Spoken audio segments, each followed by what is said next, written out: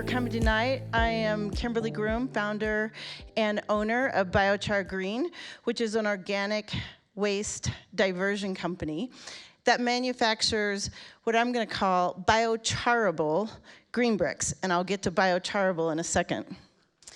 To start off with this daunting picture of the US waste landfills, we are the most wasteful country in the world.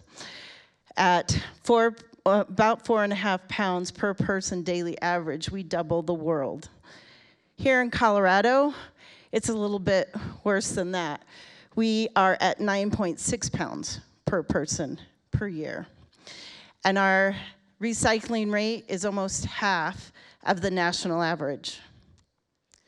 So BioChar Green is going to focus on organic waste, and about 30% of Colorado's 4.3 million tons annually is organic waste. The end use for that is compost and mulch, which only makes up about 20%. BioChar Green would have a third end use product, which is biochar, which could potentially double the other two. Now, BioChar Green will focus on 2 of the 4 classic categories of organic waste, which is yard trimmings and small wood waste. But there is another organic waste that we just talked about that's not necessarily categorized officially yet as organic waste, which is cannabis waste or post-harvest waste.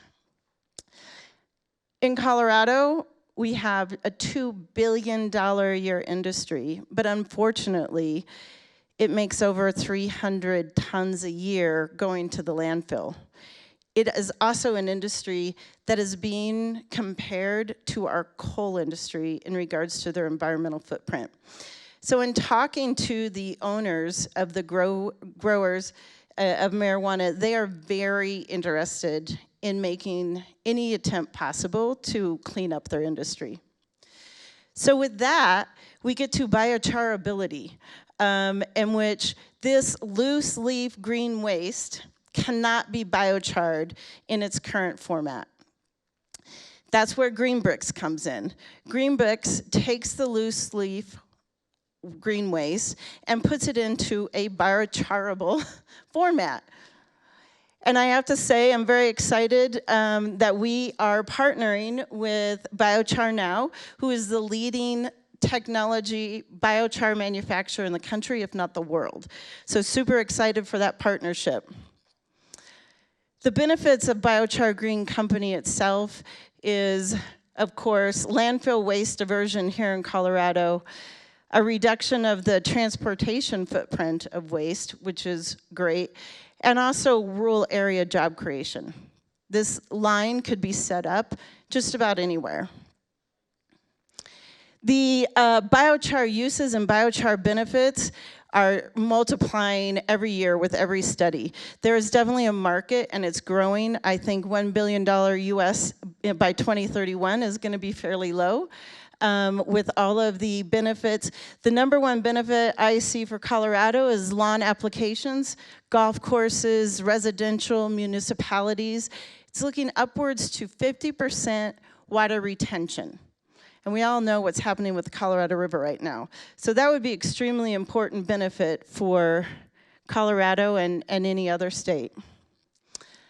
The major revenue streams, waste diversion, carbon credits, and the major revenue stream is biochar product itself. Could be sold wholesale or retail.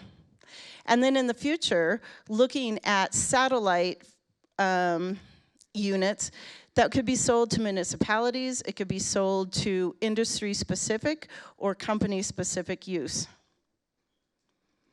Now, the technology roadmap, There are some things that didn't come out of COVID very well, but I've heard of a lot of great business opportunities and ideas, and that's what happened to me in 2020.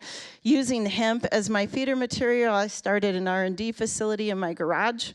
And from there, in 2021, I laid out my equipment use and started plant trials and drove around the country doing plant trials.